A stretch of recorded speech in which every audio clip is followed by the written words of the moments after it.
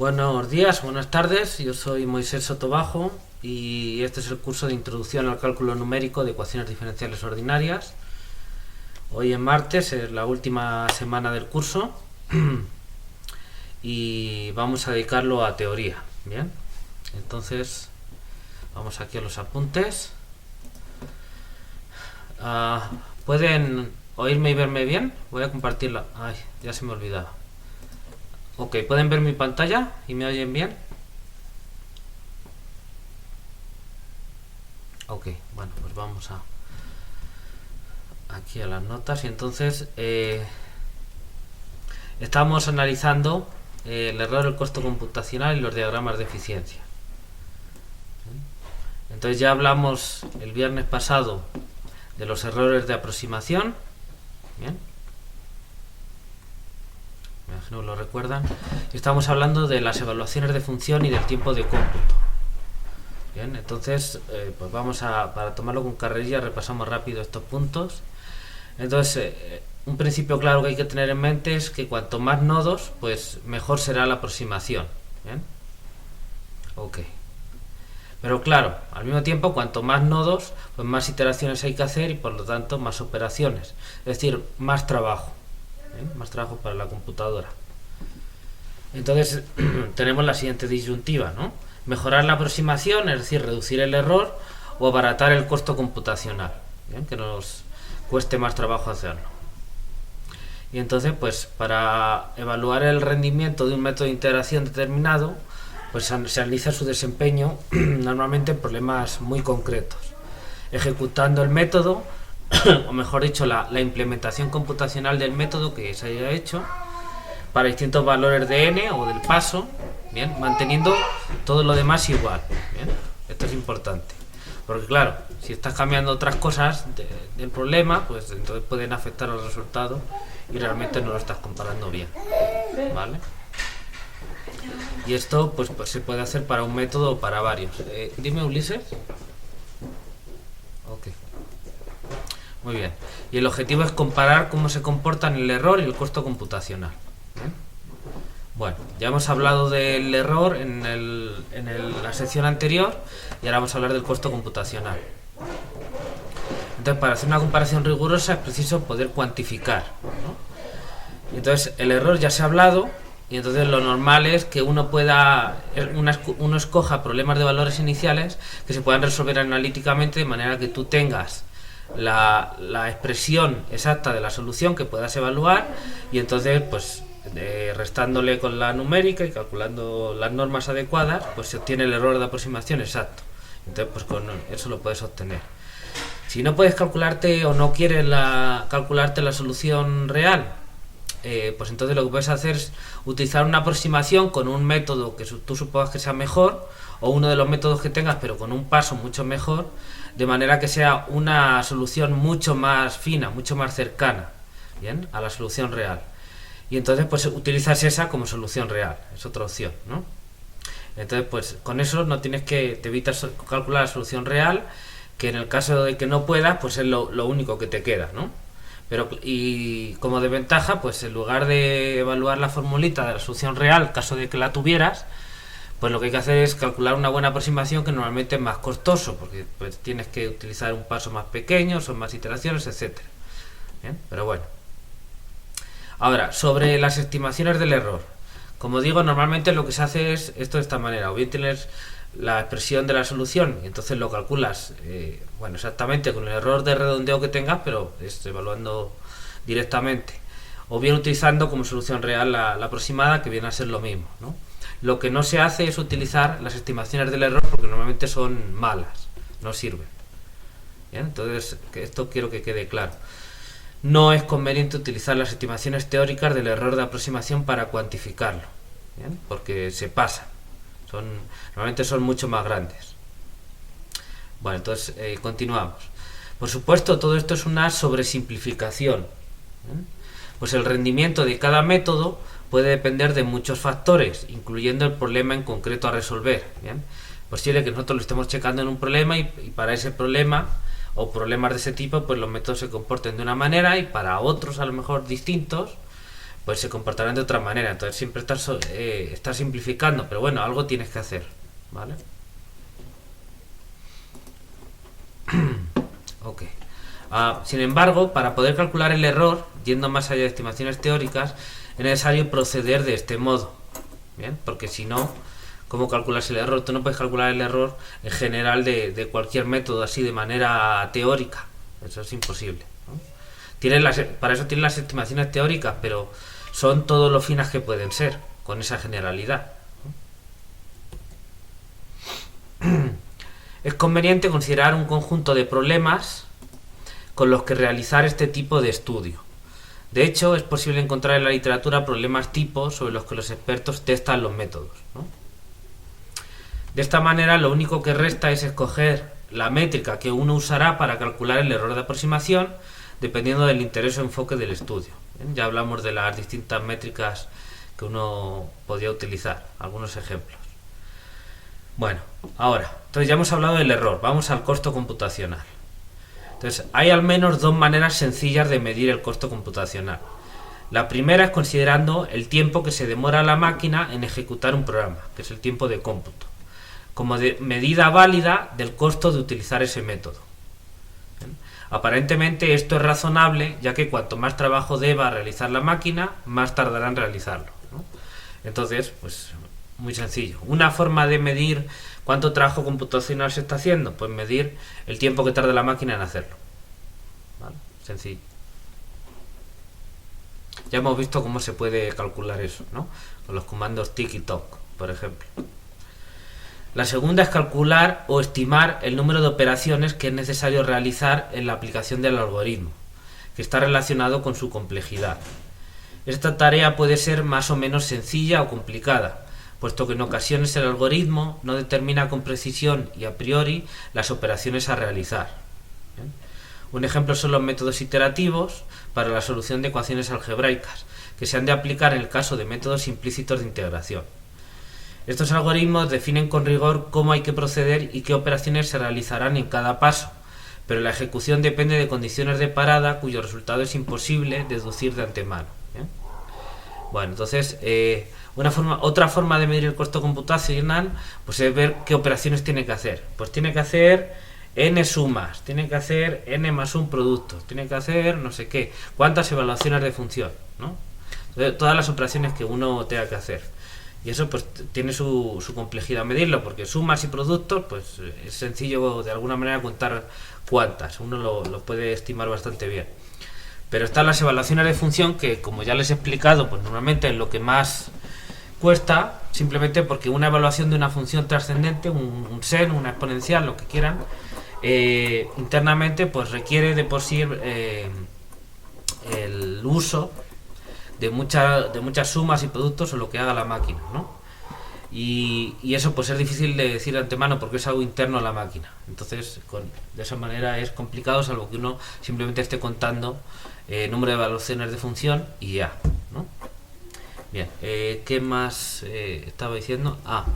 Y aún así pues medir el número de operaciones que se van a hacer de antemano a priori pues es también complicado, porque aparte de lo que hemos dicho, porque por ejemplo en los métodos implícitos pues se requiere resolver en cada paso ecuaciones algebraicas.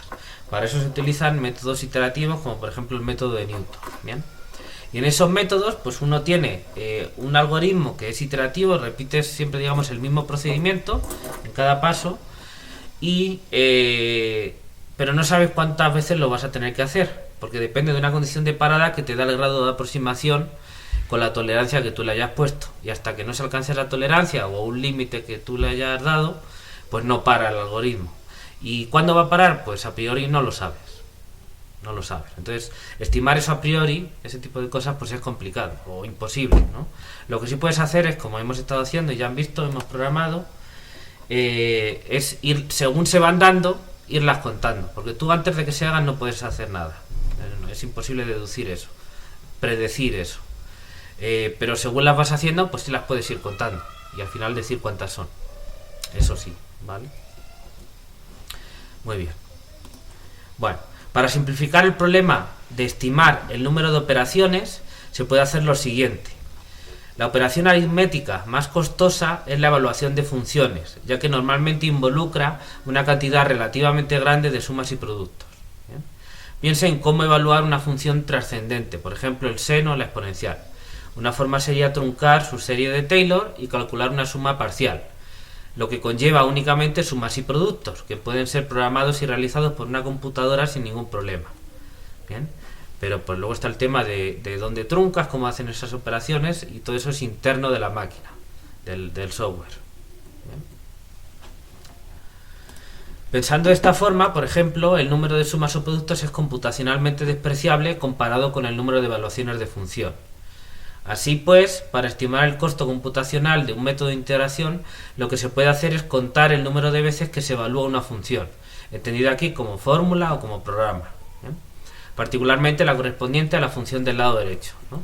En este tipo de problemas, pues la recurrencia y todo eso son formulitas sencillas con sumas y productos, ¿no? Qué sé yo, un más 1 es igual a un más h por f de no sé qué. Pues eso son sumas y productos y cosas sencillas. Y realmente las evaluaciones que estás haciendo pues tienen que ver con evaluar la función del lado derecho, que a priori, si haces un programa ad hoc para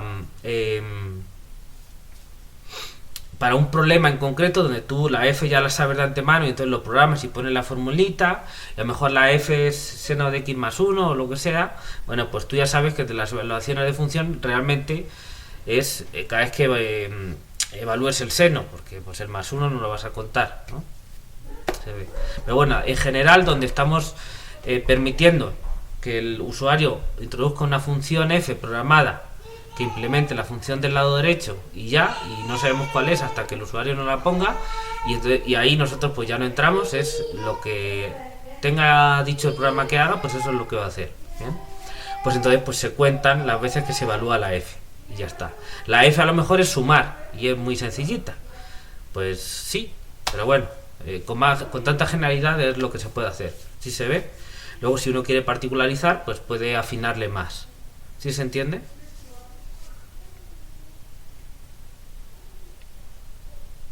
Ok, hola Carmen. Buenas. Entonces, ¿dónde íbamos? Vale, esto ya está. Entonces vamos a contar las evaluaciones de función de la función del lado derecho, básicamente, ¿no? Conviene llamar la atención sobre la variabilidad inherente a este tipo de estudios. ¿Bien? La variabilidad de este tipo de estudios. Independientemente del método o algoritmo definido para la resolución de cierto tipo de problemas, no hay que perder de vista que su desempeño depende de multitud de factores que pueden influir grandemente en el resultado. ¿Bien? O sea, esto realmente es un estudio como para hacerte una idea, pero no lo tomen como algo absoluto que va a funcionar siempre, lo haga quien lo haga en la otra punta del mundo con otra máquina, porque pues no tiene por qué ser así. ¿Bien? ¿Y eso por qué es? Pues porque hay muchos factores que pueden estar influyendo también en este tipo de estudios. ¿Bien? Por ejemplo, aquí estoy. Ejemplo, implementación concreta del algoritmo. Puede tener distintas variantes y opciones de diseño, ¿no? Entonces estamos viendo aquí algoritmos en general, pero luego hay distintas cosas que uno puede hacer. ¿Cómo calculo los valores de arranque? ¿Cómo estoy programando en sí el algoritmo? Porque una cosa es la teoría y otra cosa es cuando uno escribe el código. Y hay cosas que se pueden hacer de manera distinta. Para los métodos implícitos estamos resolviendo las ecuaciones algebraicas con métodos iterativos, pero uno puede utilizar distintos métodos iterativos. Puedes utilizar el método de Newton, el escalar o el vectorial, o punto fijo, o método de bisección, o muchos otros que hay. Y eso hace que realmente el algoritmo con la letra pequeña pues sea distinto, y el rendimiento pues puede ser distinto, puede variar mucho o poco, pero eso a priori no tienes por qué saberlo, ¿no? O no tienes por qué saber que va a variar poco, ¿bien? A priori no sabes. Y luego pues también eso, la forma de programarlo, o la misma forma de programarlo puede alterar el resultado, ¿vale? Lo que está diciendo. Otra, el problema concreto sobre el que se esté probando. Por azar o por un motivo más profundo, cada método se adaptará mejor a algunos problemas y peor a otros. ¿Bien? Tú lo estás probando para hacer este estudio con un problema en concreto de valores iniciales. o varios problemas de valores iniciales. Y para eso funcionará tal y como tú lo hayas hecho en tu computadora de una manera. No quiere decir que para otros problemas, en otros lugares, pues tenga que funcionar exactamente igual. Puede haber diferencias, lógicamente. ¿Qué más? El software. Software de cómputo, sistema operativo, teniendo en cuenta las distintas versiones que puede haber de cada producto de software, la situación real de la computadora, etcétera, ¿no? Pues claro que el software afecta, ¿no? Pues porque uno puede tener, por ejemplo, programarlo en Octave, o programarlo en MATLAB, o programarlo en algún otro paquete de cómputo que haya, o lo que quiera, ¿no? Y pues eso puede tener distintas versiones. A lo mejor puede ser que cambie algo si haces el mismo programa y lo ejecutas en la versión 5.2.0 de Octave a que lo ejecutes en la versión 4.13. Podría haber diferencias, ¿bien? O que lo estés ejecutando, aunque sea la misma versión de Octave, en una máquina con un sistema operativo, que sé yo, por ejemplo Ubuntu, a que lo hagas en otra con Windows o en otra con Mac. Puede cambiar, ¿no? Ok. Bien, a la propia situación real de la computadora. A lo mejor lo estás ejecutando en una máquina que te acabas de comprar, que es último modelo y es, vamos, un Ferrari, por ejemplo, ¿no? O lo puedes estar ejecutando en una máquina que tenías ahí viejita en casa, que más o menos jala, pero pues ya está trillada, ¿no? La has instalado no sé cuántas veces, no sé cuántos programas y está como esté. Pues eso también puede afectar, obviamente. Y por supuesto el hardware, ¿no? Obviamente hay computadoras más o menos potentes, lo que estaba comentando, en mejor o peor estado, con arquitecturas diferentes, no necesariamente comparables, etcétera, ¿no? Por eso muchas veces en estos estudios lo que se suele añadir es, al reportar los resultados, pues se dice, este programa se testó con este código, en este programa, por ejemplo Octave, en tal versión, y la máquina es tal, modelo tal, con este procesador, etcétera, ¿no? Como para ayudar a mejorar, digamos, ampliar la información contextual del estudio. Que pues lo único que dice es que cuando alguien pueda leer ese estudio, pues diga, bueno, pues sobre todo si tiene idea de computación, ¿no? De máquinas, pues puede decir, bueno, le salió esta cosa, pero hay que tener en cuenta que estaba utilizando esta máquina y estaba utilizando este software. Y si yo utilizo otra, pues si sé de computación puedo sacar alguna conclusión de eso, ¿vale? Bueno. Por consiguiente, hay que tener cautela a la hora de sacar conclusiones de este tipo de estudios. Y si es necesario, reportar también las condiciones en las que se realizaron, lo que estaba diciendo. Algoritmos concretos y código utilizados, problemas sobre los que se testó, versiones de software, documentación de la máquina, etcétera. ¿Bien? ¿Sí se entiende este punto?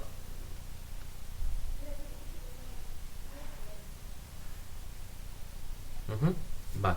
Yo creo que todo esto es pura lógica, ¿no? Bueno, aún así estos estudios son de utilidad para entender bien la capacidad de los distintos métodos de resolver ciertos problemas y nos pueden ayudar a escoger mejor entre uno u otro a la hora de enfrentarnos a una situación concreta. ¿Bien? Aún así, pues a pesar de todo lo que hemos dicho, es como una advertencia, pero bueno, eso no quiere decir que estos estudios no sirvan para nada. Si te dan ideas y desde luego pues hay cierto tipo de conclusiones que básicamente van a ser las mismas en unas máquinas y otras, ¿no? Como que un método como por ejemplo el trapecio, pues en general se comporta bastante mejor, si no te importa el costo computacional, se comporta mejor que el método Euler explícito. Cosas de ese tipo, pues es muy difícil que te salga lo contrario en una máquina, y si te sale lo contrario sería muy sospechoso, ¿vale? O sea que sí tiene su utilidad. Lo único es que uno tiene que tener cautela a la hora de sacar conclusiones. No decir, pues claramente este método es mejor y ya no hay de otra. Ok. Bueno, seguimos ahora con los diagramas de eficiencia. Entonces, ya hemos analizado la situación en general. Hemos hablado de cómo medir el error de aproximación, qué tan buena es la aproximación que da un método, y de cómo medir el costo computacional, cuánto trabajo le cuesta a la máquina calcular la solución con ese método. ¿Bien? Bueno, vamos a tratar ahora de cerrar todo esto, dando una forma de poder reportar, de poder analizar y representar esos resultados. ¿Bien? Estas son cosas sencillitas, pero bueno, quería comentarlas para que queden claras. Bueno, ok. Con base en lo anterior, para analizar el estudio de uno o varios métodos de integración numérica de ecuaciones diferenciales ordinarias, procedemos de la siguiente manera. En primer lugar, escogemos un problema de valor inicial con el que testar, ¿no? Uno o varios. Si son varios, pues se hace con cada uno igual. En caso de poder calcular una expresión analítica de la solución real, esta se utilizará para calcular los errores de aproximación. En caso contrario, se deberá escoger un método para obtener una aproximación mucho mejor de las esperadas con el objeto de poder comparar.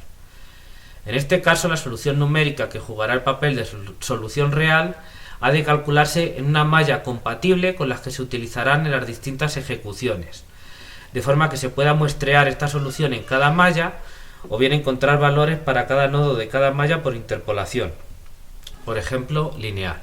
¿Bien? Entonces, vamos a ver.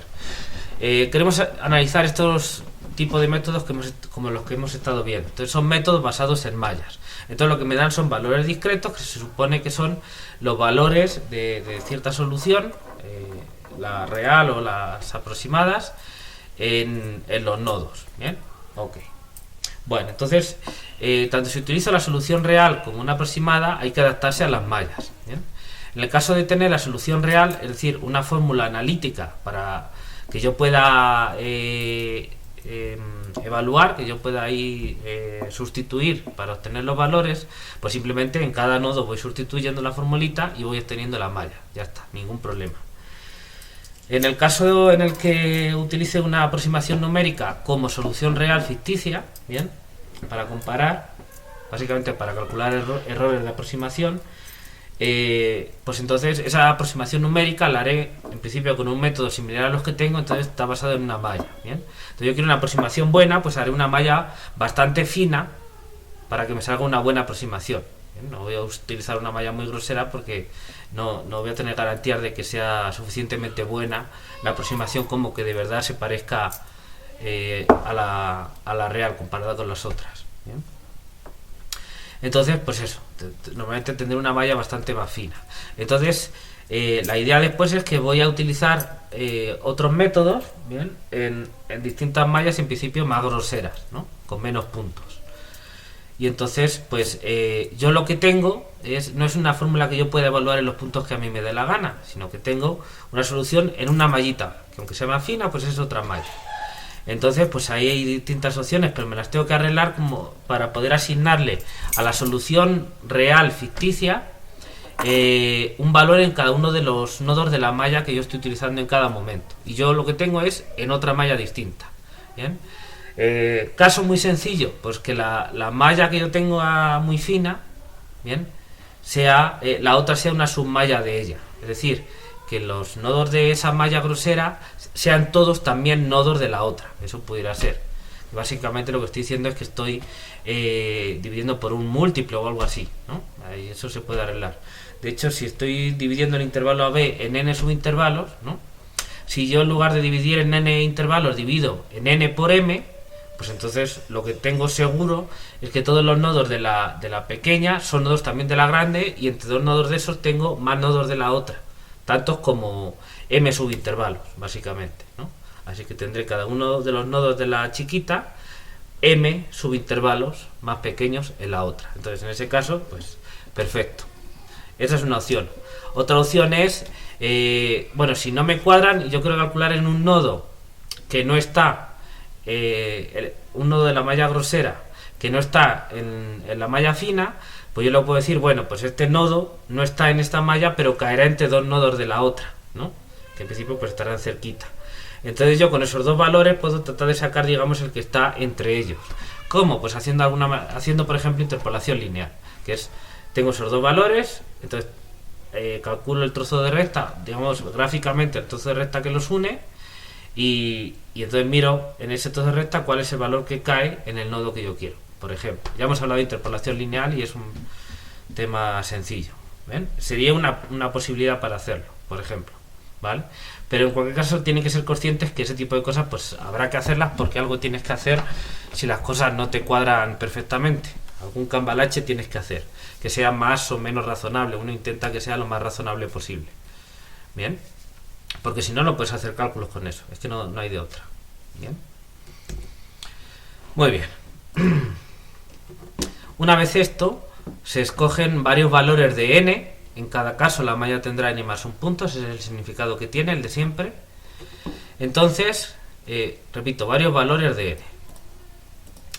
Entonces, manteniendo el resto de los datos del problema fijos, es decir, la función del lado derecho f la misma, el dato inicial eta el mismo, el intervalo AB el mismo, y usando el mismo código que implementa los algoritmos, si se corrige algo hay que volver a empezar. ¿Bien?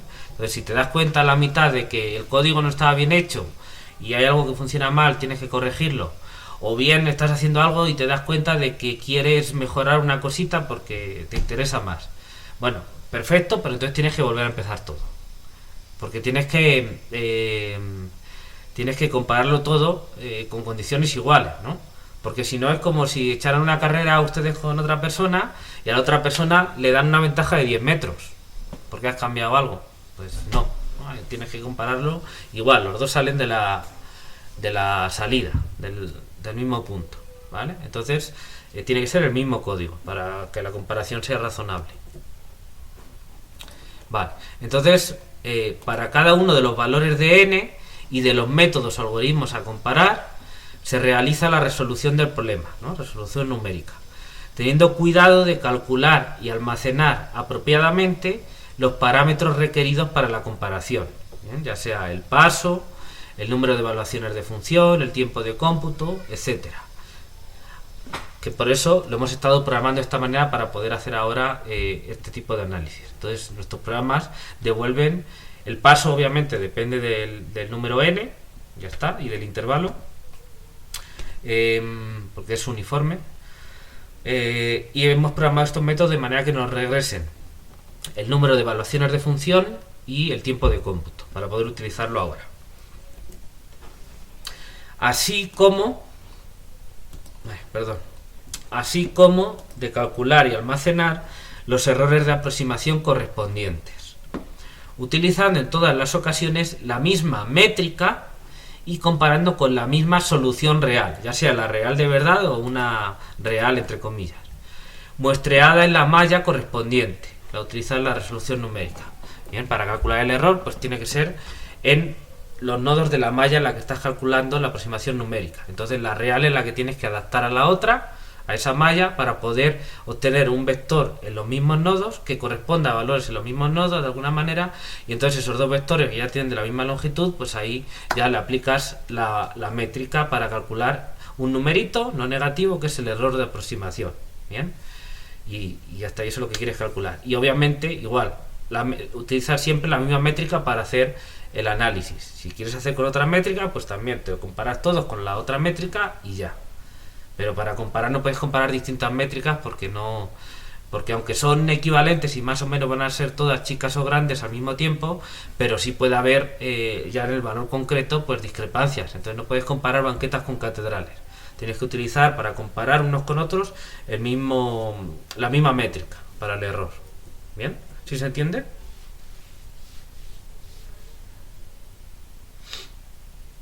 Ok.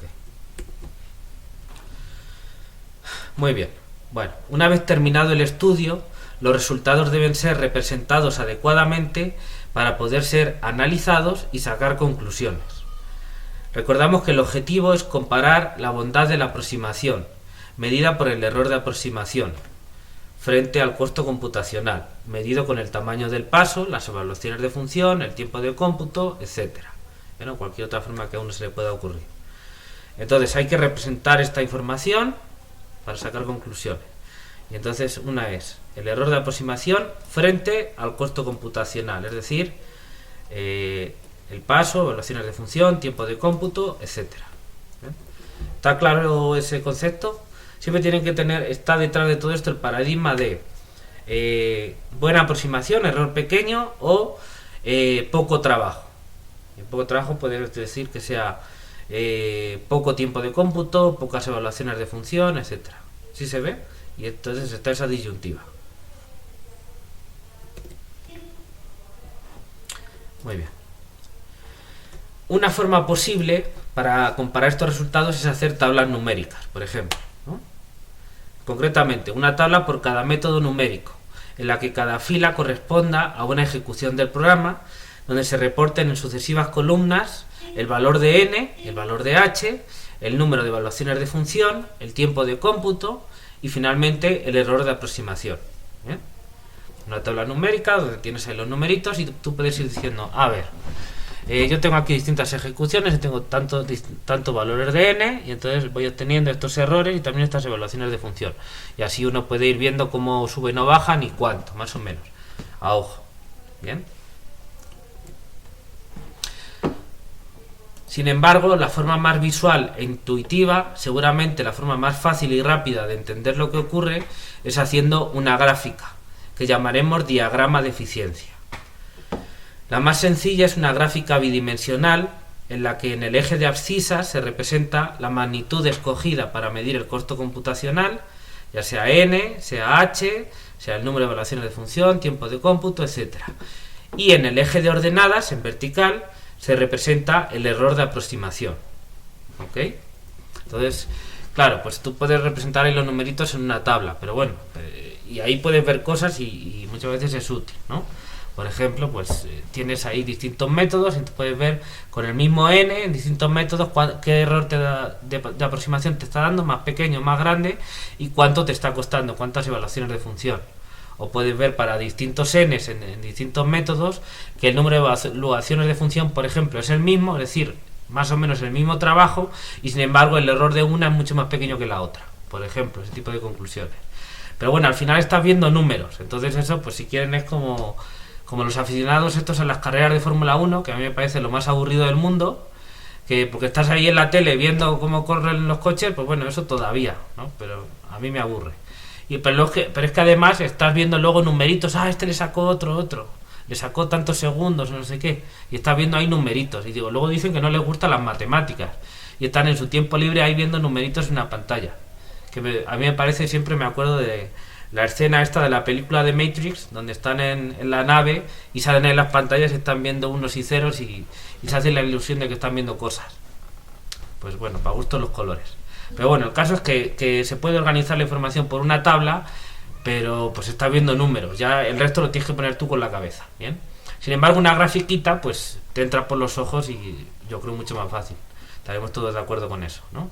Entonces, diagramas de eficiencia, pues en el eje de abscisas se pinta la variable del costo computacional, ya sea n, h, evaluaciones de función, tiempo de cómputo, ¿bien? Y en el eje de ordenadas, en vertical, el error de aproximación, ¿bien? Y entonces por cada método, por cada ejecución del programa, es decir, para cada n distinto, pues yo tengo una variable, un valor para la variable determinada del costo computacional, por ejemplo el valor de n, y un error. Entonces eso me da un punto del plan, que es uniendo la línea horizontal con la vertical, ¿no? Obviamente. O si es el paso, pues con el paso y error. O es con las evaluaciones de función, pues tantas evaluaciones de función, tal error, aquí, ese puntito, y ya. Y voy obteniendo varios puntitos. Bien. Bueno. ¿Qué más sobre los diagramas de eficiencia? Seguimos describiéndolos. Entonces, con los resultados del estudio se pueden representar los puntos del plano correspondientes a los valores obtenidos, un punto por cada ejecución del programa. Para mejor comprensión, los puntos relativos a cada método se unen por segmentos de recta, de manera que se vaya describiendo una tendencia. ¿Bien? Es común usar un color o tipo de símbolo distinto para cada método, explicados en una leyenda o en otro lugar, con objeto de diferenciarlos bien, ¿no? Entonces pongamos que estamos comparando, qué sé yo, el método de Euler explícito con el método de Euler implícito. Bien, pues yo voy a hacer el diagrama de eficiencia y entonces tengo varios valores de n y para cada valor de n ejecuto los dos programas con los mismos datos, con el mismo código. Y entonces me va dando unos resultados, unos errores de aproximación. Entonces yo puedo hacer mi diagrama de eficiencia y digo, a ver, Con n igual a 20 tengo tal error con el método Euler explícito, tanto. Con n igual a 50 tengo tal error, entonces lo pongo, ¿no? Con n igual a 100 tengo tal error y pongo el punto. Y todos esos son del método Euler explícito. Pues los 1 los pinto en rojo, por ejemplo, y los 1 esos puntitos. ¿Bien?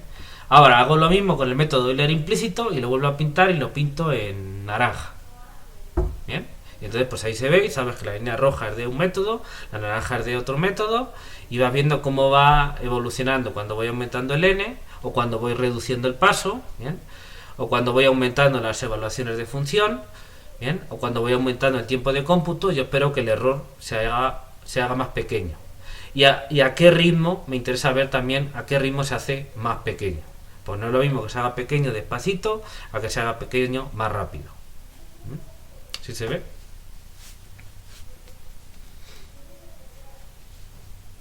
¿Sí?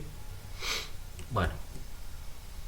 Obviamente me interesa que se haga el error pequeño más rápido, porque así, si el error se va reduciendo muy rápido, pues con un n más pequeño, o sea, con menos trabajo computacional, consigo reducir el error bastante. Y entonces pues me compensa, me conviene, ¿no? Porque me es más económico reducir el error de aproximación con ese método. Esa es la idea, ¿no? Lógicamente. Ok, bueno, aquí sigo. Merece la pena observar que usualmente los valores de n se toman de forma que el paso h siga una progresión geométrica o similar. Por ejemplo, h igual a 1, a 0.5, 0.1, 0.05, 0.01, etcétera, ¿no? Poner un ejemplo, ¿no? Pues hay muchas opciones, pero normalmente uno no va cambiando el paso y va poniendo, a ver, voy a poner 1, y ahora voy a poner 0.9, y ahora 0.8, y ahora 0.7, ¿no? Porque lo que tienes, pues, más o menos está siendo muy cercano, ¿no? Ya saben que aquí en informática normalmente, más que las progresiones aritméticas, se siguen las geométricas. Entonces básicamente tengo esto, ahora pongo la mitad o pongo una décima parte y a ver cómo va cambiando. Va por órdenes de magnitud. Entonces de alguna manera siguen progresiones geométricas o similares. El ejemplo que he puesto no es una progresión geométrica, porque de 1 a 0.5 pues es la mitad. Y de 0.5 a 0.1 es una quinta parte. Pero lo que estoy diciendo es, bueno, voy dividiendo por 10, 1, 0.1, 0.001, y para poner valores en medio pues voy poniendo también las mitades, ¿no? O cosas de ese tipo. Obviamente uno escoge lo que quiera poner, pero normalmente son ese tipo de saltos. Bueno, es de esperar que en este caso el resto de magnitudes, es decir, las del costo computacional y los errores de aproximación también en particular, sigan distribuciones similares, ¿bien? No exactamente iguales. Más concretamente, puesto que el uso de las fórmulas de Taylor está detrás de los análisis de convergencia e incluso del diseño de los métodos, es lógico que las estimaciones de los errores de aproximación estén en términos de potencias de h. Esto yo creo que es un estén mejor. En términos de potencias de h, ¿no? Pues ya ven, ¿no? Yo analizo este método, incluso construyéndolo, estoy haciendo aproximaciones con polinomios de Taylor. Entonces me van saliendo distintos sumandos con distintas potencias de h, si se acuerdan, ¿no? Y entonces lo arreglo como para que estas cuadren bien y lo que me queda es un resto que es h al cubo, por ejemplo, o algo así, ¿no? Entonces uno espera que son estimaciones del error, es lo más grande que puede ser. Pero uno lo que obtiene es algo así, entonces son en potencias de h. Es decir, que si yo reduzco el h a la mitad, por ejemplo, pues el error como mucho puede ser la mitad pero al cubo. ¿Bien? O sea que es una octava parte. ¿Bien? Porque si h es h0 medios, pues h al cubo es h0 al cubo dividido por 2 al cubo, ¿no? Entonces sería h0 octavo. Bien. Bueno, entonces va por potencias de h, normalmente. Bueno, así, si el error de aproximación E cumple una desigualdad del tipo E de h, ¿por qué de h? Porque, bueno, hablar del n o del h es el mismo, ¿no? Porque la fórmula que los relaciona es h es igual a b menos a, la longitud del intervalo, sobre n, ¿bien? O si quieren, b menos a es igual a n por h. Entonces, si me dan el n, calculo el h, si me dan el h, calculo el n. Es exactamente lo mismo, decir uno que otro. ¿Bien? Bueno, entonces el n pues tiene que ver con los puntos de la malla, pero también los puntos de la malla no te dicen demasiado porque también depende de qué tan grande hayas agarrado el intervalo.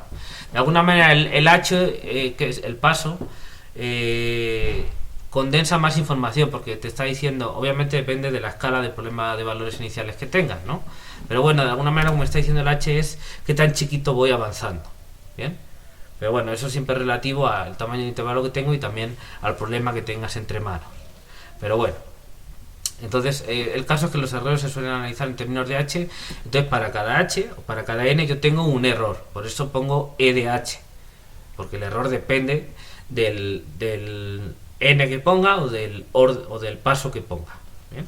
Entonces depende de n o de h. Entonces pues se tienen estimaciones normalmente del error de este tipo, ¿no? E de h, que es algo no negativo, es un error menor o igual que una constante por h a la k, una constante positiva, y k pues suele ser un entero positivo. ¿Bien? Y se toman valores de h de la forma h igual a alfa elevado a n, ¿no? Pongamos en progresión geométrica o cosas similares, pero bueno, para hacer el análisis rápido y sencillo ponemos h de la forma alfa elevado a n para un cierto alfa positivo, ¿no? Entonces pues aplicando esta fórmula con esta sustitución yo tengo que el error para la potencia enésima, ¿no? Error en alfa a la n es menor o igual que c por alfa a la k por n, ¿no? ¿Sí se ve?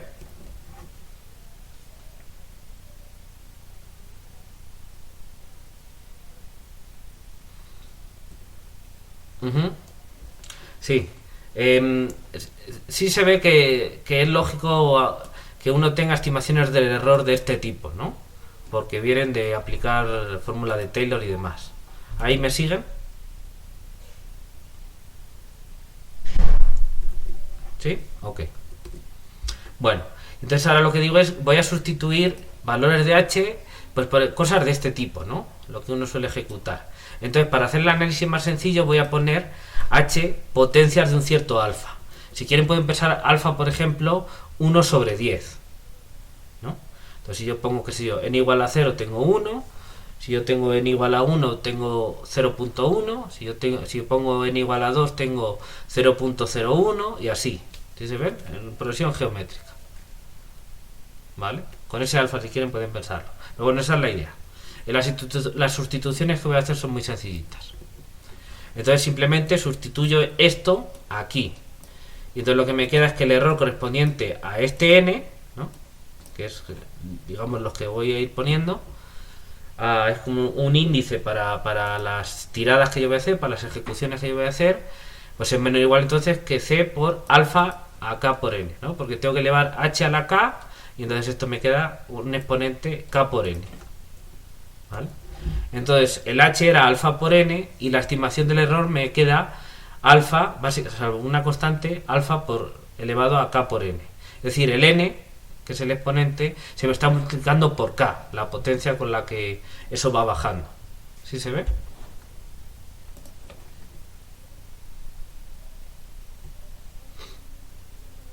Es simplemente esa sustitución que he hecho, nada más. ¿Vale? Bueno, en estos casos, aquí vamos a dejar, en estos casos los valores en estas progresiones suelen decaer muy rápidamente, de forma que la gráfica no dice demasiado. ¿Bien? ¿Qué quiere decir esto? Pues fíjense, imaginen que yo tengo cosas de este tipo donde yo estoy poniendo potencias de 1 sobre 10 en el h. ¿Bien? Entonces, imagínense que yo tengo una escala normal de 0 a 1. Yo tengo que pintar en el eje de abscisas los valores de h. Los valores de h son 1, ¿vale? Lo pinto aquí, tengo en mi rectangulito, en la base tengo de 0 a 1. Entonces el 1 lo pinto aquí. ¿Bien? Ahora 0.1. Entonces de todo el intervalo este 0,1, el 0.1 ya está ahí pegadito. Que está a la derecha del 0, lo veo claramente, pero bueno, de todo este pedazo ya mido aquí. El siguiente es 0.01. Es en ese pedacito que ya está bastante cerca, agarras otros 10 y en el segundo lo pones. Eso ya empieza a costar distinguirlo porque está demasiado cerca del 0. Pero después haces otro que es 0.001. Ese ya, ojo, ni lo ves. En la escala de 0,1 en la que te estás manejando, ya no sabes si es 0 o 0.001. Y si lo ves, no te preocupes que viene el siguiente. ¿Sí se ve?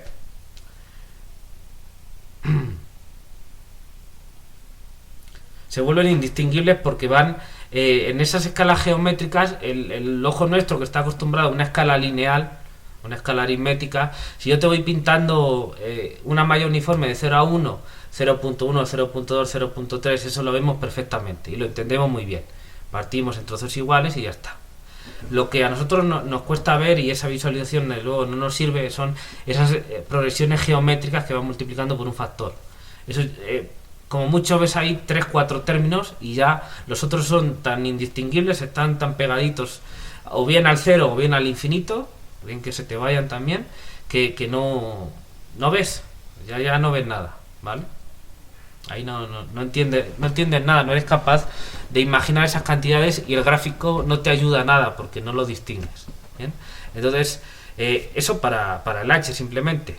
Y para los errores, pues igual. Es que los errores, si van en una escala también, de hecho peor, porque si el K es más grande que 1, pues la potencia te pone peor. Imagínense que es de orden 2, entonces el K es 2. Entonces, cuando yo tengo que poner en el 1, en el primero, 1 sobre 10, en el otro tengo que poner 1 sobre 100. Entonces ya el segundo punto ya prácticamente no lo veo. Imaginen el siguiente, que ya sería 1 sobre 10.000. ¿Bien? O sea, para ti es 0. No tienes manera de saber si eso es 0 o es un poquito más. ¿Sí se ve? Ahí no ven ninguna progresión porque se te enciman todos. ¿Bien? Entonces, hay que hacer algo ahí para verlo. ¿Perdón? Ok.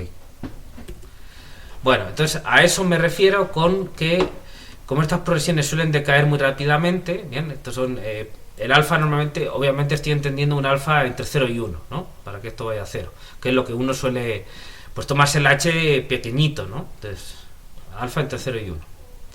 Entonces estas progresiones suelen decaer muy rápidamente, de forma que la gráfica no dice demasiado, por el motivo simple que estoy diciendo ahora mismo. En consecuencia, los valores numéricos y las gráficas se suelen representar usando escalas logarítmicas. Esto es, considerando el logaritmo de los anteriores. ¿Vale? Entonces se pintan en escalas logarítmicas. ¿Bien? Entonces, en lugar de pintar las magnitudes como tal, yo lo que pinto es el logaritmo en base natural, ¿no? En base E, el logaritmo de esas cantidades. ¿Bien? Porque recuerden que el logaritmo convierte potencias en productos, ¿no? Si yo tengo logaritmo de alfa elevado a n, eso es n por el logaritmo de alfa. ¿Sí se ve?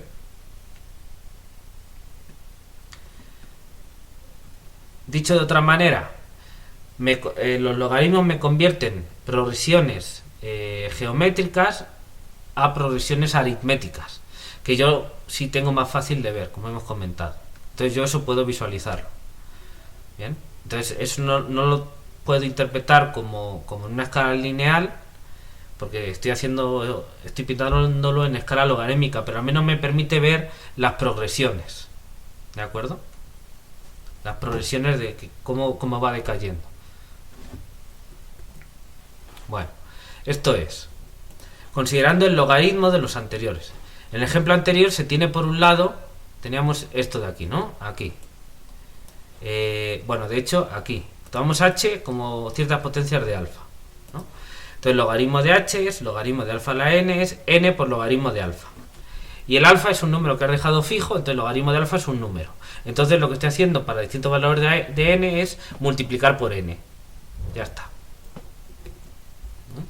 De tal manera que si yo pongo n igual a 1, 2, 3, pues voy teniendo en esa escala, el logaritmo de alfa será el número que sea, pues es 1, 2 es el doble, 3 es el triple, y entonces me va saliendo una escala aritmética, ¿no? Una progresión aritmética. Y por el otro, pues aquí lo que tendría sería que el logaritmo del error, ¿no? El logaritmo es estos son números no negativos, y el logaritmo es una función estrictamente creciente, así que se respeta la desigualdad. Entonces el logaritmo del error sería menor o igual que el logaritmo de c por alfa elevado a k por n. Entonces esto es la suma del logaritmo de c y el logaritmo de alfa a la kn, y el kn sale multiplicando y entonces me queda esto de aquí. ¿Me siguen? Las propiedades de los logaritmos. Vale, entonces fíjense, qué cosa tan curiosa. Esto frecuentemente da lugar a la aparición de gráficas similares a rectas, mucho más fáciles de interpretar, donde además la pendiente, en el caso anterior K, está relacionada con la mayor o menor capacidad del método de dar buenas aproximaciones. Y esto está relacionado con el orden de convergencia, que se hablará más adelante, ya en este curso, ¿no? En la continuación del próximo semestre. Bien, pero con esto ya se dan una buena idea. Entonces fíjense, aquí en esta estimación, pues C a veces se conoce, a veces no, pero es un número fijo. El alfa también, lo estás escogiendo tú, por ejemplo, 1 sobre 10. Bien, el n es el valor que le estás dando. Bien, entonces fíjense que estamos pintando en esa gráfica en escalas logarítmicas. Bien, por ejemplo, el paso frente al error. Tenemos, por un lado, que estamos pintando en el eje de abscisas estos valores. N por logaritmo de alfa. Alfa es constante, así que el logaritmo de alfa es una constante, entonces tenemos n por una constante. Y como alturas, frente a eso, lo que estamos pintando es eso mismo, n por logaritmo de alfa, que sería como mi variable aquí, por k más esta constante. A eso me refiero con una recta. Cuando yo voy pintando aquí para cada distintos valores de n, los puntos n logaritmo de alfa frente a n logaritmo de alfa multiplicado por k más una constante que es el logaritmo de c, lo que voy obteniendo es una recta de pendiente k. Bien, entonces al ir graficando yo los errores numéricos, si me sale algo parecido a una recta de pendiente k, pues yo ahí ya voy sospechando que tengo un orden de convergencia k. Es decir, que el método me convierte los errores básicamente, le va multiplicando por una potencia k a la h que yo le voy poniendo. Según voy reduciendo la h, se va reduciendo el error. ¿Pero qué tan rápido? Pues como h a la k, donde k es la pendiente de esa recta que me va saliendo. Claro, recta no te sale, pero podemos ver que muchas veces sale algo similar. ¿Sí se ve la idea?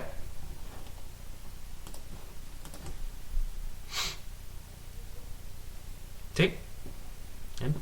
Y entonces este tipo de gráficas con escalas logarítmicas y este tipo de análisis te permiten ya entender esos datos que de otra manera, si los pintaras tal cual, pues es que no vas a ver nada ahí, porque todos los datos se te enciman alrededor del cero y ahí si quieres puedes hacer zoom, pero fíjense, por mucho zoom que hagas, ese fenómeno va ocurriendo siempre. Entonces si yo hago un zoom para ver los puntos esos que me había dejado y lo pongo en grande, me va a pasar otra vez lo mismo, que voy a ver 1, 2 y el tercero y el cuarto ya van a estar ahí juntitos, y todos los demás.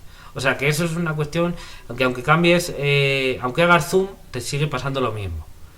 Entonces la forma que se hace de tratar de transformar eso en algo que podamos entender, que podamos racionalizar, pues es simplemente ocupando escalas logarítmicas y ya. Y tiene esa interpretación de la que hemos estado hablando y eso te permite entender de alguna manera qué está pasando. Los errores van decayendo, sí, pero como una potencia de h, y esa potencia tiene que ver con la pendiente de la recta si lo que me sale es algo parecido a una recta. Bien, que muchas veces es el caso. ¿Ok? Bien. No tiene por salirte una recta parecida, porque pueden salirte cosas así que ni madre no son una recta, pero pues de alguna manera uno va viendo cosas de ese tipo, ¿vale? Por tratar de darle algún sentido. ¿Bien? Bueno, muy bien. Y ya, hasta aquí. Luego estos serían los ejemplos, pero eso lo dejamos para luego. Ok. Bueno, pues nos queda todavía un rato. Lo que pienso que vamos a hacer es... bueno, ¿tienen alguna pregunta antes de seguir?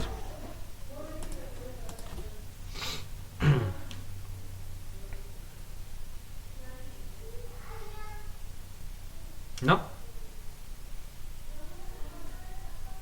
Ok, bueno, pues entonces vamos a continuar si no hay más preguntas.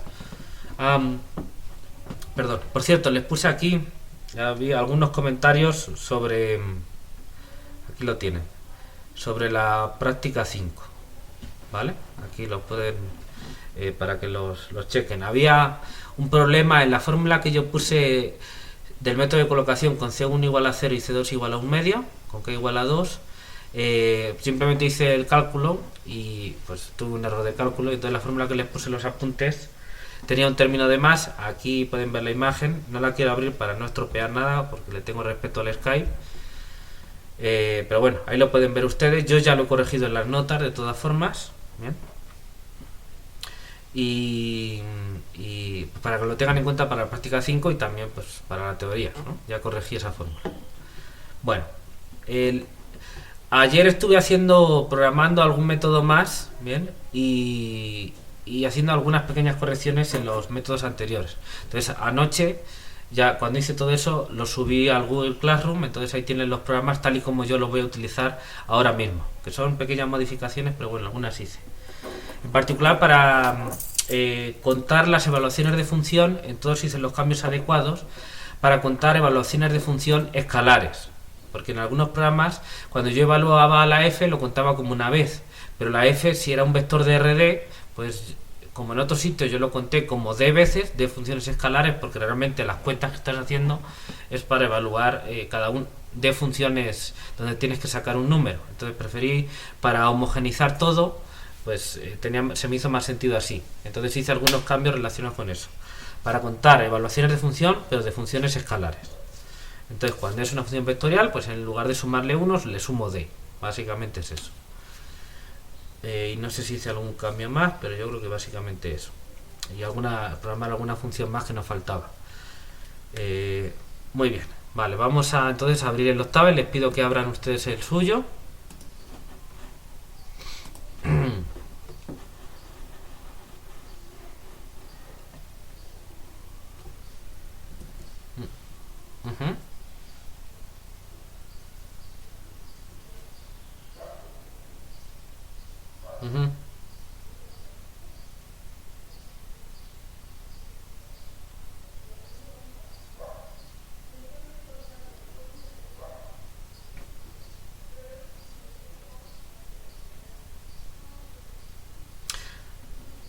Claro.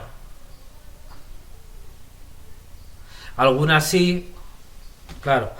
Aquí siempre lo importante es que lo cuentes como lo cuentes, que sea más o menos la misma forma, el mismo método para todos, parejo, ¿no? Entonces, pues lo que estaba pasando es que en algunos cambios, en algunos programas que hicimos después, y algunos cambios que hicimos no sé si para utilizar el método de Newton y demás, el de Newton vectorial, pues lo hicimos de esta manera, pero otros que se habían quedado de antes no. Por eso yo una de las cosas que hice ayer fue cambiar todo eso para que estuviera parejo. ¿Bien? Porque si no, pues te salen cosas que no puedes comparar, porque en uno estás sumando d y en otro 1. Si el d es mayor que 1, pues te van a empezar a salir cosas que no se pueden comparar simplemente, ¿no? Entonces hay que... Sí, lo que te sale no tiene mucho sentido o te puede dar conclusiones falsas. Entonces hay que homogenizar en lo que se pueda los criterios. Entonces así lo hemos hecho y yo cambié los programas, los tienen en Google Classroom. Bueno, voy a poner primero el tamaño, que aquí para trabajar yo lo cambio.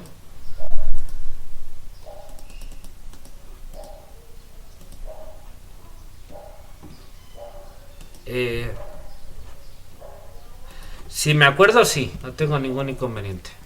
Si me acuerdo, yo les digo, aquí cambié esto por tal motivo. Si no me acuerdo, pues está en chino. ¿Vale?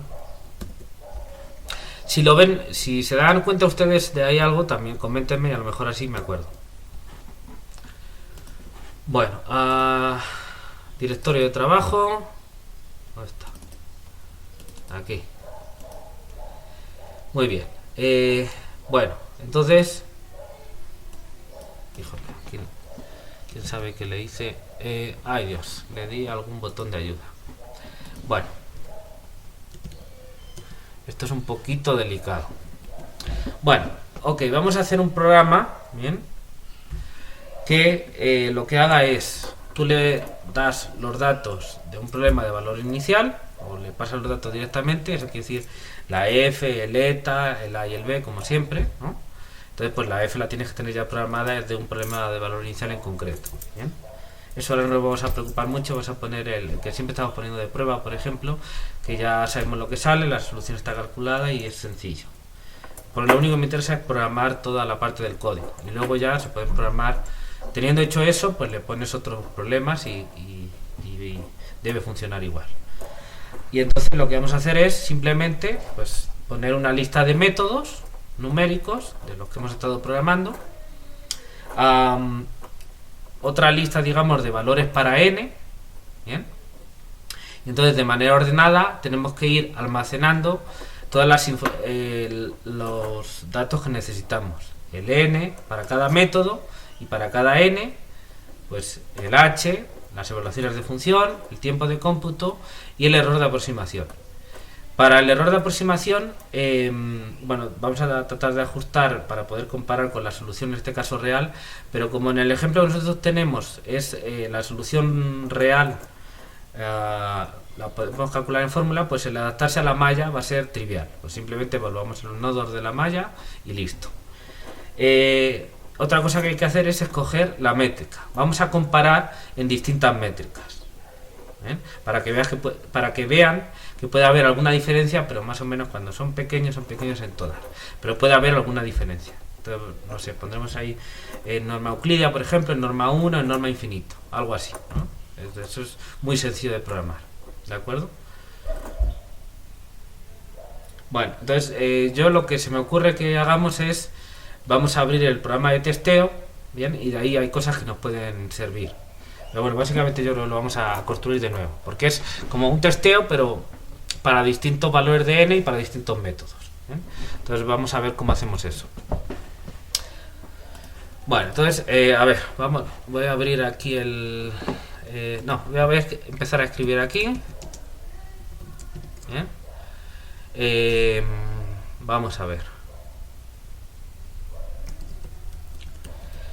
Diagrama eficiencia, vamos a poner. O, más que diagrama, análisis, pues los diagramas son las gráficas que hagamos. Análisis eficiencia. Ok, por ejemplo. Esto no me gusta. Vamos a abrir el programa de testeo.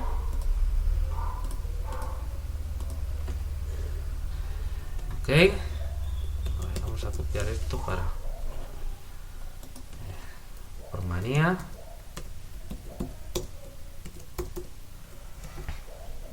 Análisis eficiencia. ¿Bien? Ok. Bueno, ¿qué va a recibir el programa? Pues desde luego estos datos, que son los datos que tienen que ver con el problema. ¿Bien? Entonces el significado de todos estos pues es igual, ¿no?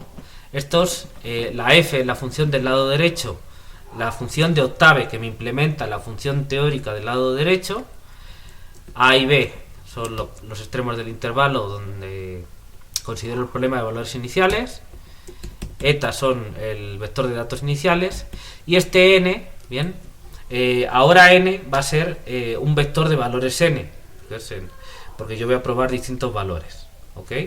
Entonces, ¿cómo podemos poner esto? Si quieren, vamos a ponerlo así, ¿no?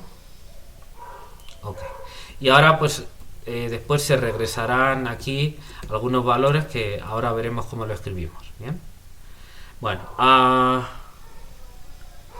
voy a añadir algo más. Voy a añadir otro argumento que sea el nombre de una función de octave que implemente la solución real del problema.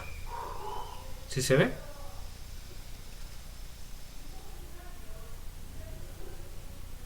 La solución analítica del problema, que en nuestro caso pues sabemos cuál es, nada más lo vamos a programar fácilmente y ya. ¿Sí se ve? Entonces lo vamos a pasar igual con una cadena de caracteres que sea el nombre de la función, y así a la hora de evaluarla pues simplemente ponemos los nodos de la malla y llamamos a esa función y evaluamos, y punto. ¿Vale? Entonces aquí hay que añadir, si quieren vamos a poner, estos son los datos del problema. Aquí voy a poner, ¿cómo lo puedo llamar? X sol, por ejemplo. ¿Vale? Como estamos denotando X, pero para no poner X solo, es eso. Por ejemplo, en el programa que estábamos probando, que es ejemplo X, teníamos este problema, ¿no? Para unos ciertos valores. Entonces estábamos poniendo J. Y para estos, en el método de testeo, pues nosotros calculábamos aquí la solución. ¿Sí se ve? Que era, pues esta era la... Ajá, bueno, ahora lo vamos a sacar, bien. Y entonces vamos a poner, a ver, voy a poner ejemplo x y voy a poner sol, bien. No me gusta. Aquí, ¿qué le puedo poner? Una t, entonces aquí la solución, no, aquí, simplemente voy a copiar esto. Le puedo poner el valor de alfa, entonces ya aprovecho ese pedazo de código. Entonces va a ser x mayúscula, aquí, entonces ajá, así lo llamo. Entonces aquí tengo el vector de alfa, por si aquí lo cambio, no lo estoy poniendo, pero bueno, aquí se podría cambiar o denotar en función del alfa y cambiarlo.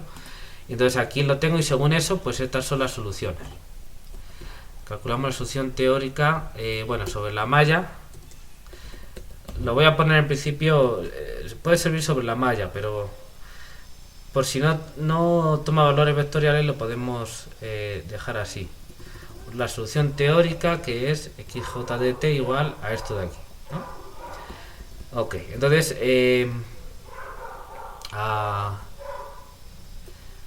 ok, aquí eta, vamos a poner también aquí cuál, porque fíjense, esto se va a evaluar dentro del programa. Entonces, para no tener que estar llamando a ETA y demás, bueno, puede depender de A y de B. ¿Dónde estoy? Aquí.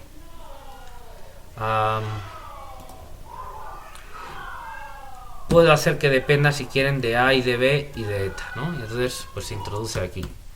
Entonces, en general, pues la solución es eta j por alfa a la t menos a, ¿no? Entonces yo puedo poner aquí, si quieren, como estoy poniendo aquí un t, ¿bien?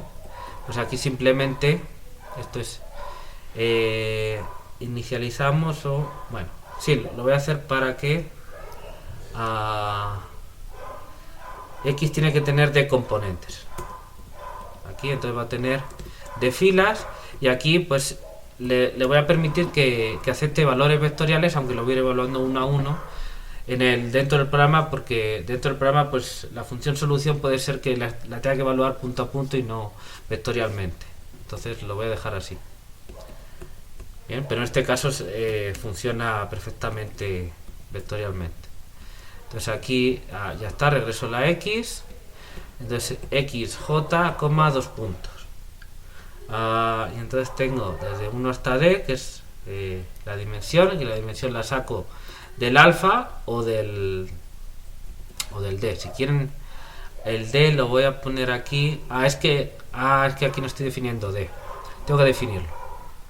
No hay problema, vamos a definirlo. Ahora aquí rápidamente. Entonces vamos a poner aquí d es la longitud de eta. Listo. Entonces el alfa que ponemos es este de aquí.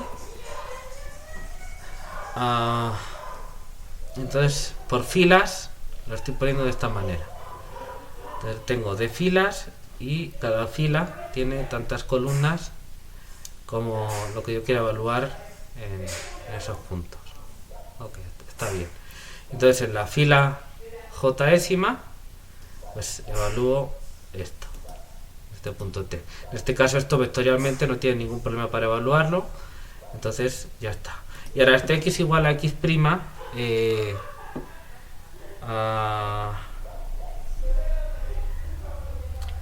déjenme ver si yo lo quiero así, poner como columnas. Pues es que realmente las soluciones las estoy poniendo como filas, entonces yo creo que así está bien. No, porque luego lo queremos poner así. Pero entonces casi mejor que lo cambio. A ver, lo que estamos haciendo es lo siguiente. Si recuerdan, tal y como guardábamos en los esquemas numéricos, en los programas que hicimos, los vectores U de los aproximantes numéricos los guardábamos por filas, donde teníamos d columnas. Entonces, cada columna, cada fila, perdón, correspondía a un nodo. ¿Bien? Entonces vamos a guardarlo directamente de esa manera porque no tiene caso.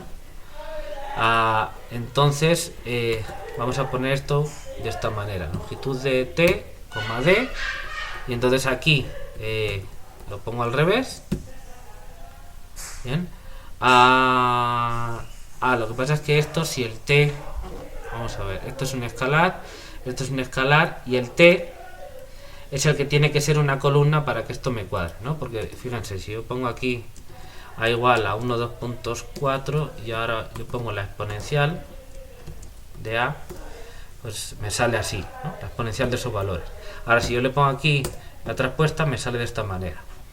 Entonces yo creo que simplemente lo que voy a hacer es asegurarme de que, no, mejor, lo voy a poner aquí, voy a asegurarme de que esto sea una columna. Entonces, a ver, si tiene que ser, como hemos dicho, una columna. Entonces, si es una fila, ¿cómo poníamos esto?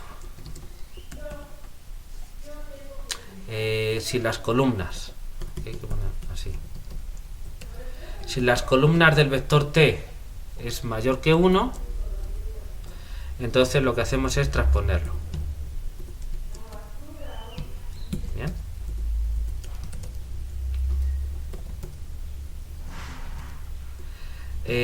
Ahora te explico, para que nos quede como queremos nosotros.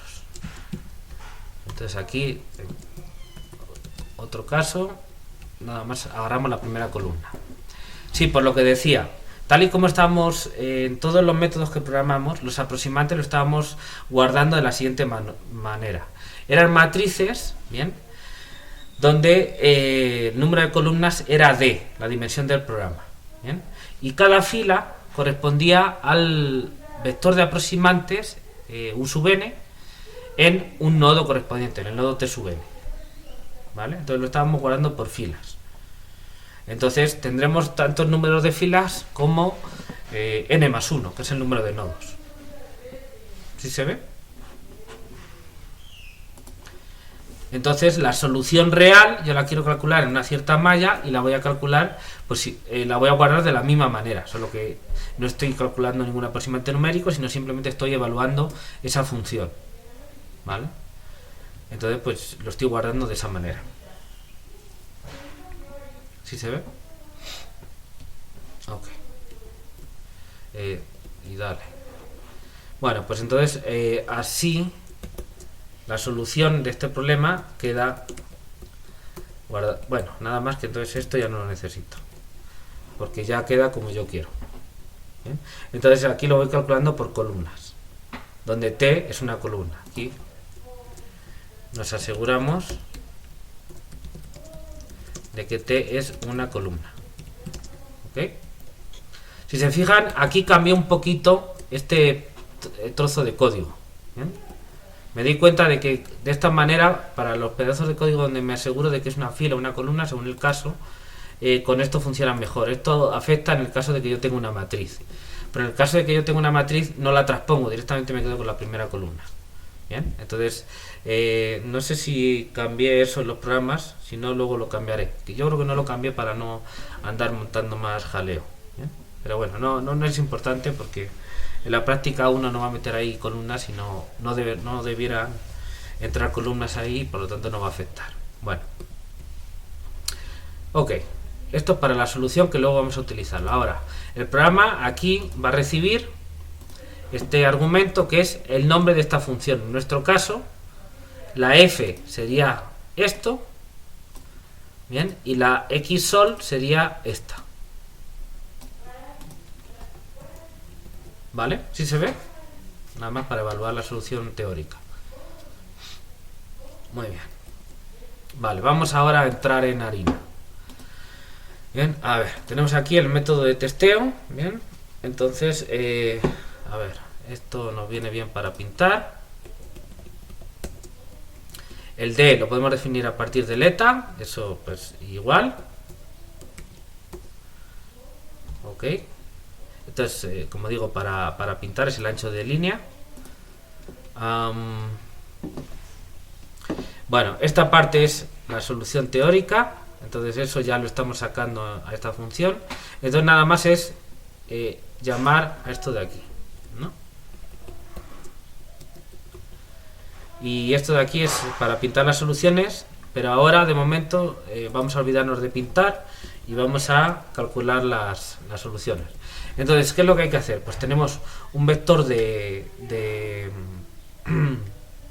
n, de los valores de n que hay que ejecutar, y vamos también a probar varios métodos. Bien, entonces lo que voy a hacer es primero organizar una matriz de caracteres, bien, donde por cada fila yo voy guardando los nombres de las funciones que implementan los métodos numéricos que yo voy a testar, ¿no?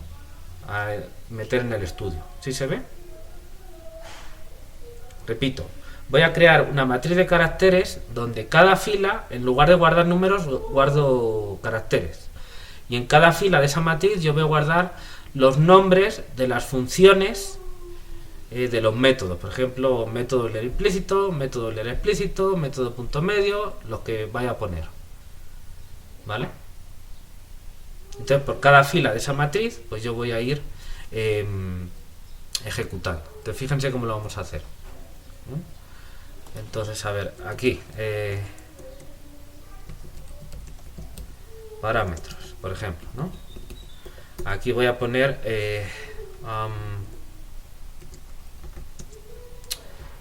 métodos numéricos, por ejemplo. Voy a poner aquí separado para que se vea bien, ¿no? Entonces voy a poner, qué sé yo, una matriz.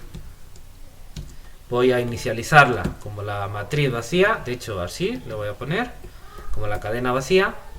Y entonces por cada uno de los métodos yo voy a ir añadiendo una fila a esa matriz. ¿Bien? Matriz que guarda los nombres de los programas que implementan los métodos numéricos. Vale, entonces vamos a ver, voy a poner aquí metNum es igual a una matriz formada por lo que ya tengo, punto y coma, cambio de fila, ¿bien? Y en la siguiente fila voy a poner el nombre del método. Por ejemplo, vamos a ver, el primero, bueno, de hecho, vamos a ir por orden. Entonces, dichoso Sky. Voy a ir siguiendo esto para no dejarnos ninguno, ¿de acuerdo? Entonces el primero es método Euler explícito. Pues yo abro aquí el método Euler explícito, aquí. Bien, y el nombre es esto. El nombre de... Si se fijan, y eso es importante para que esto funcione, la sintaxis de todos los métodos es la misma, de manera que no hay que ir haciendo uno por uno, y todo esto lo puedo automatizar en un bucle, es decir, escribo menos código. Bueno, copio aquí el nombre del programa, bien, tal cual, porque lo voy a evaluar con la función feval, y entonces pongo aquí como una cadena de caracteres el nombre, ¿vale? Bueno, ¿cuál va ahora? Pues Euler implícito, ¿no? Pues vamos a buscar Euler implícito. Aquí está. ¿Sí?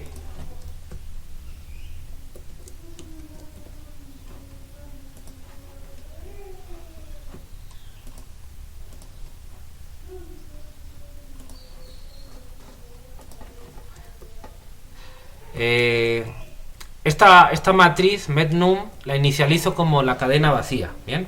Igual que cuando pones la matriz vacía numérica o lo que sea. Eso quiere decir que cuando tú le añades algo, lo que le añades es lo único que hay. Entonces realmente es como si el primer paso pongo directamente esa. O sea, la primera fila es la de Euler explícito. Antes no hay nada. ¿Vale? De hecho, esa es la utilidad de la cadena vacía y de la matriz vacía. Esa precisamente. O al menos, no sé si tenga otras, pero Para mí la más importante es esa. Bueno, siguiente método.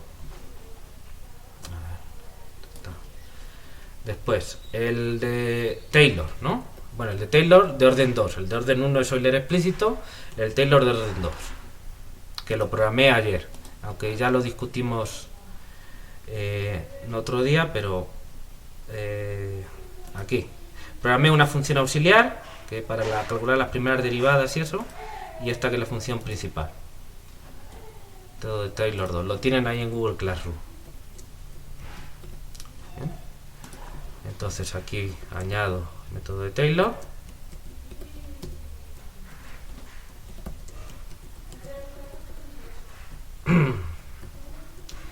Siguiente.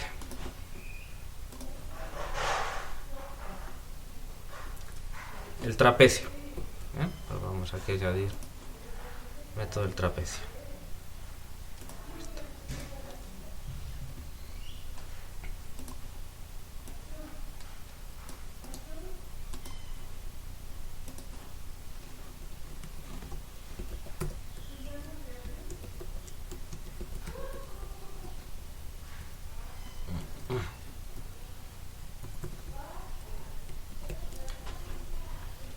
Siguiente es Euler-Euler y luego Euler-Trapecio, que son los predictores correctores. Entonces aquí tengo el método Euler-Euler, predictor corrector. Bien, entonces ahí va.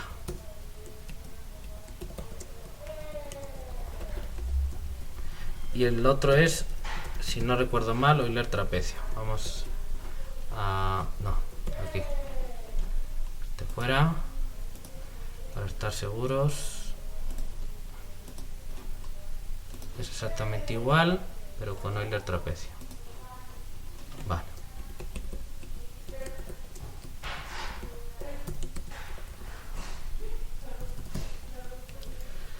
¿Qué más tenemos? El Euler modificado.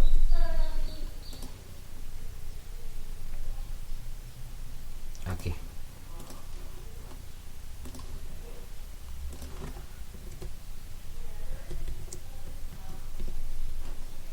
Vale. Aquí está.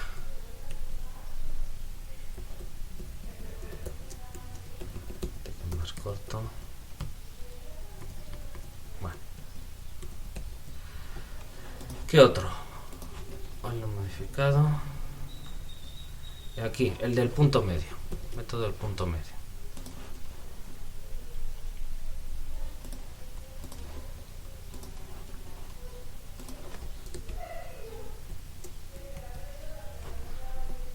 Bien. Entonces aquí, método del punto medio. Vale. Después, bueno, están los de Adams-Bashforth. Aquí tienen algunos ejemplos. Eso lo tenía en una práctica, todavía no lo he programado. De hecho, es la práctica que están haciendo ahora, ¿verdad? Programar todos estos métodos. Bien, entonces esos todavía no los he puesto, pero pues se haría igual, ¿no? Ya tenemos suficientes para testar. Adam Moulton, de Nystrom, BDF, ¿sí? Ajá. BDF y dime, Carmen.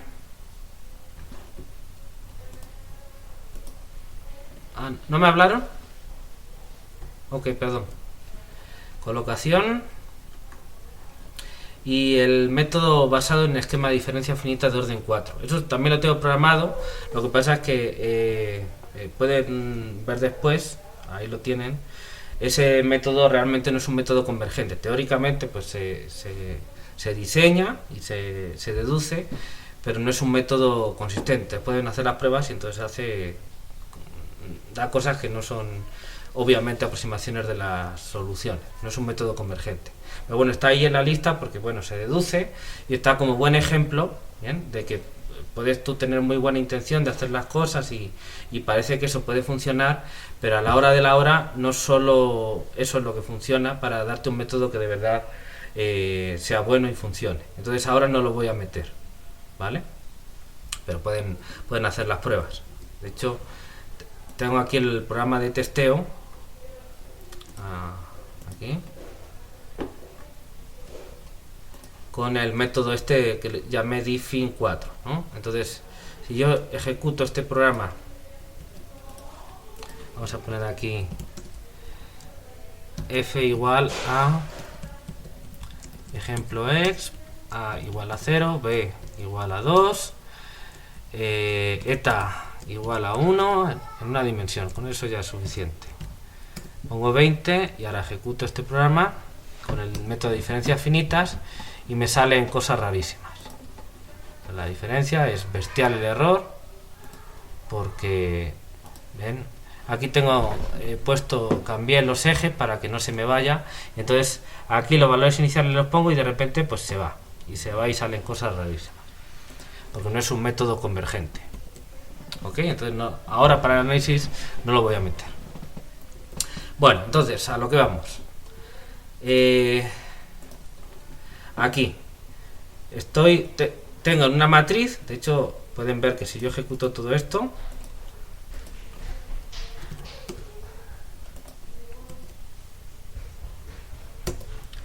ahora yo digo la matriz mednum, pues es una matriz que tiene 2, 4, 6, 8 filas. De hecho, yo le puedo preguntar el tamaño de esta matriz, me va a decir 8 filas y 39 columnas, ¿no? Porque la longitud de la cadena más larga, que es esta de Euler trapecio, pues seguramente sean 39 caracteres, ¿no? Y ahora me dicen, bueno, pero una matriz tiene que ser rectangular. Entonces, ¿qué es lo que está haciendo para las filas más cortas? Rellena al final con espacios en blanco. Ya está. ¿Sí se ve? Vale. Ahora, para evaluar cada uno de los métodos, lo voy a hacer con la función feval, que me permite evaluar una cierta función poniendo el nombre de la función y los argumentos que vaya a recibir, igual que hacemos con las otras veces que hemos utilizado feval. Nada más que ahora la vamos a utilizar con los métodos, para cada uno de los métodos. ¿Para qué? Para hacerlo automatizado, para que no tenga que estar yo haciendo, venga, ahora la de Euler explícito, y ahora otro pedazo de código, cuando hayas terminado la de Euler implícito, y en cada uno tecleo lo que haga falta. Así me permite hacerlo todo de una vez, automatizado. ¿Bien? ¿Es imprescindible? No, pero es más cómodo. ¿Vale? Bueno, nada más una cosa. Al utilizar feval, le tengo que poner el nombre de la función. No el nombre de la función y una ristra de espacios en blanco después.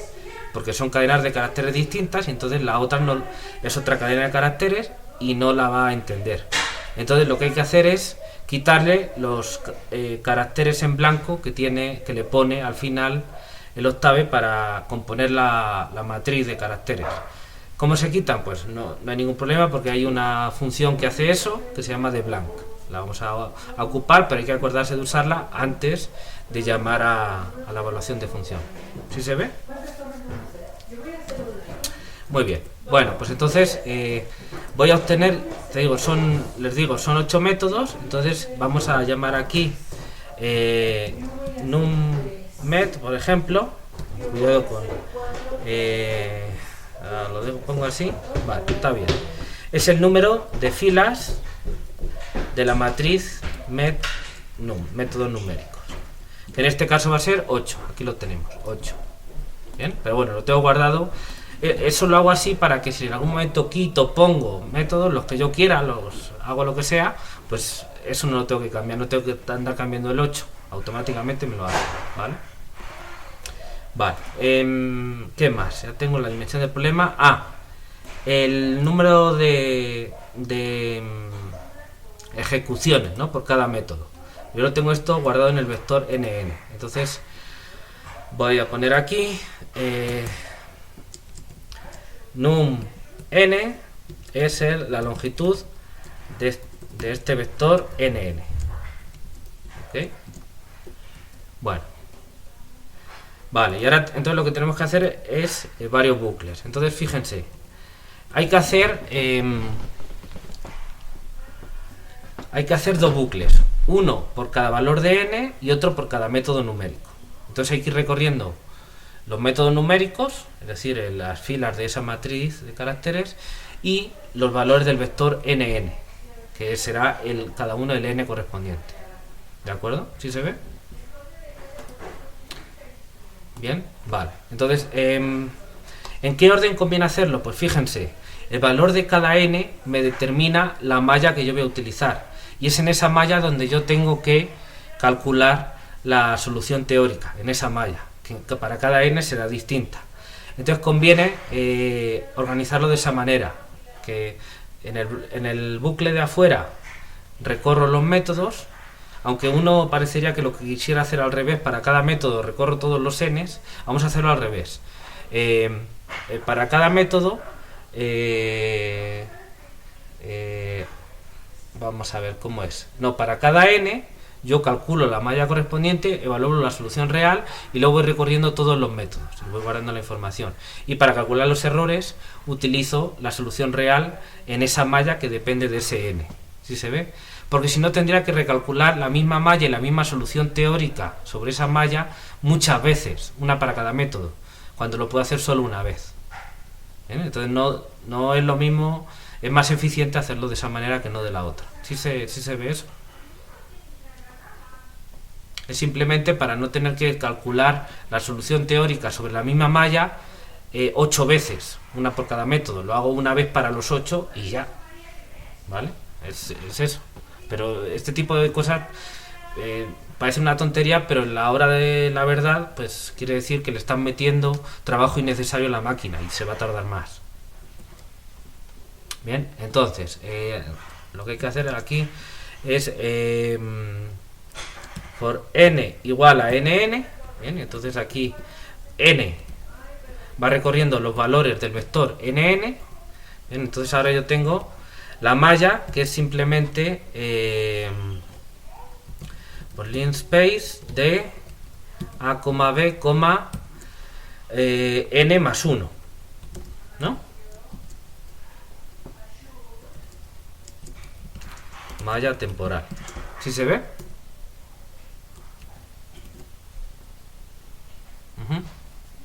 Vale, ahora hay que poner la solución en la malla, entonces hay que evaluar xsol.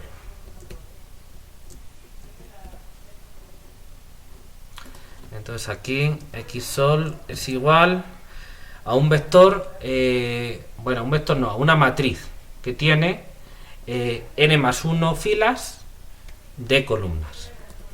¿Bien? Entonces la inicializo como vector de ceros. Es n más 1 filas de columnas, y ahora aquí para k desde 1 hasta n más 1, ¿ok? N más 1, pues simplemente xsol de la fila késima es igual a evaluar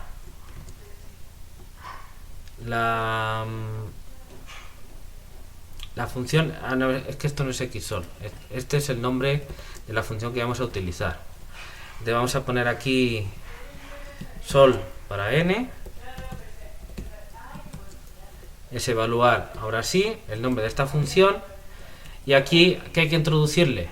Fíjense, nosotros pensamos que era bueno introducirle el valor y los datos a, b y eta. La f no, porque se supone que esa es la solución analítica del problema asociado con la f, ¿no? Para cualquier a, b y eta. Entonces, pues lo vamos a programar de esta manera. Donde t es el valor de la malla en el punto k. Ok. ¿Sí se ve?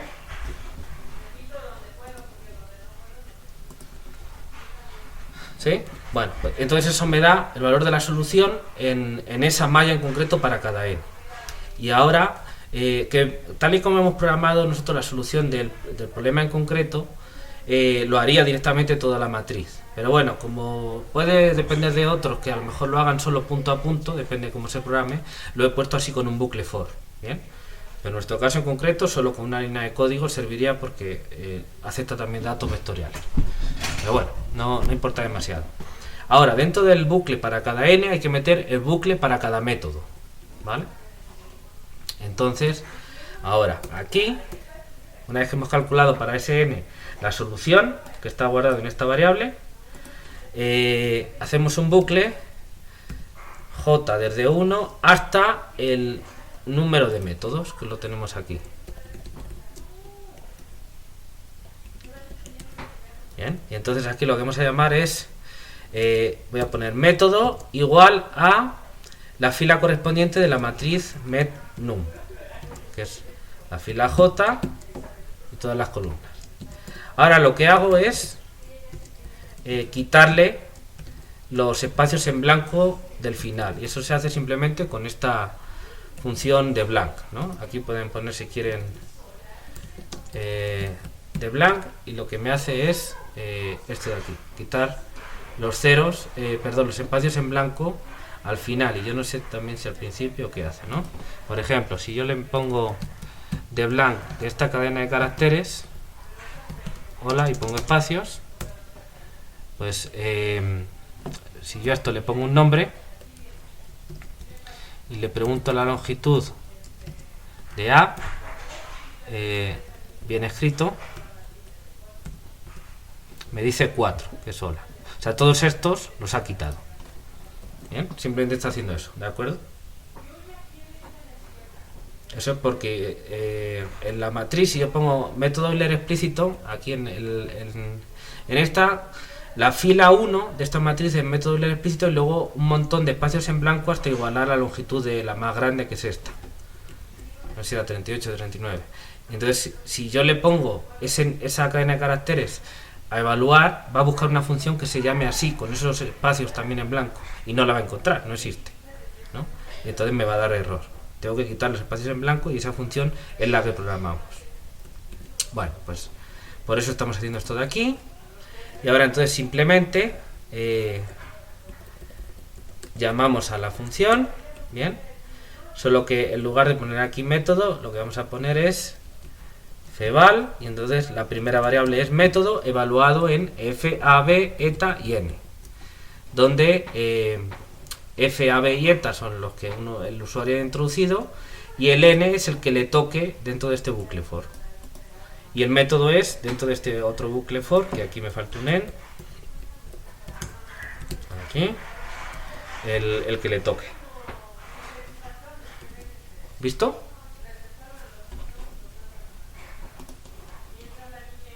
¿Vale? Bueno, ahora, aquí t es un vector con la malla. Bueno, esto, como la malla no la necesitamos, de hecho la malla la tenemos aquí, entonces esto no hace falta recibirlo, ponemos así. Lo que sí nos hace falta es el número de evaluaciones y el tiempo de cómputo y el vector de aproximantes. Bien, entonces lo que nos falta aquí es calcular el error, bien, el error de ese método con ese n, y guardar todos los datos, el n, el h, el número de evaluaciones de función, el tiempo de cómputo. Bien, entonces guardar el error, almacenar los datos, ¿no? Por ejemplo, el h, tenemos aquí, el h lo podemos calcular aquí. El h correspondiente, ya saben que es siempre b menos a sobre n, paso temporal, paso simplemente. Entonces aquí tenemos que hacer una matriz donde guardemos como quieran, pero por cada método y por cada n todos esos valores, ¿vale? Y luego con todos esos datos vamos a graficar distintos diagramas de eficiencia donde pintemos el n frente al e, frente al error, el h frente al e, evaluaciones de función frente al e, el tiempo de cómputo frente al e. Todo eso lo vamos a graficar. Y si quiere uno puede graficar todas las soluciones y le salen ahí un montón de gráficas. Pero bueno, lo que nos interesa son los diagramas de eficiencia. Ahora, ¿sí se ve? Entonces, para no pasarme de tiempo, porque ya son casi las 2, ya prácticamente está el programa terminado, ¿bien? Les dejo que si quieren que lo piensen, aunque tienen ahí trabajo con la práctica, pero bueno, como veis ya queda poquito. Entonces el jueves lo vamos a terminar, yo creo que ya en 15 minutos terminamos el programita, ya con todo lo de las gráficas y demás que hagamos, y lo ponemos a funcionar en el ejemplo que hemos puesto y si quieren luego en otros. ¿Vale? ¿Está bien? Muy bien, pues ya ahora para no pasarme lo dejamos aquí. ¿Tienen alguna pregunta?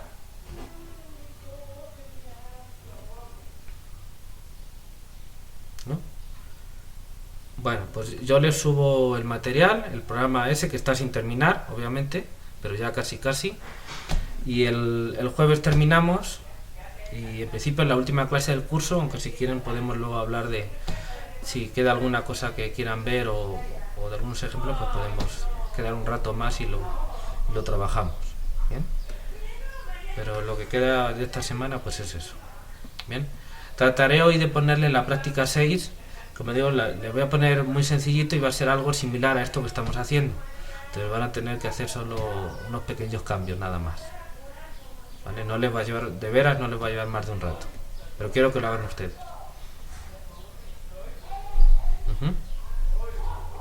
Muy bien. Bueno, pues nos vemos el jueves, ¿de acuerdo? Que les vaya bien en la presentación que tienen. Igualmente. Hasta luego.